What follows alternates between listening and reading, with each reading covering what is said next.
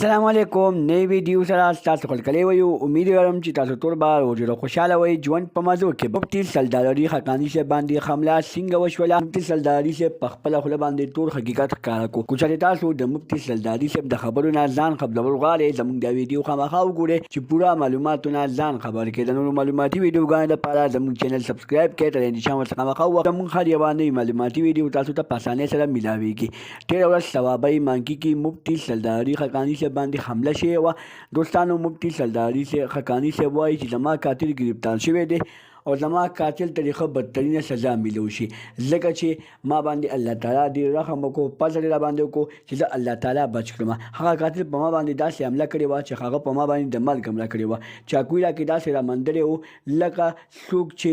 یا غوا اړولوي یا نور څه کوي دوستانو وایي چې کله ما کې چاقو رادننه کېدو نو ما داسې هلته اچولي وو چې الله تعالی د هغې باندې زما حفاظت وکړو او هغه چاقو زما بدن ته راونه رسېدو خالي دومره شو چې زه ډېر زیات زخمی کړم او زه په هسپتال ته ورسېدم په هسپتال کې زما ډېر ښه علاج وشو او زه د خپلو مینهوالو ډېره زیاته شکریه ادا کوم زه د خپلو خلکو ډېره زیاته شکریه ادا کوم چا چې ماته دواګانې کړو زه د هغوی په دواګانو باندې ښه شوم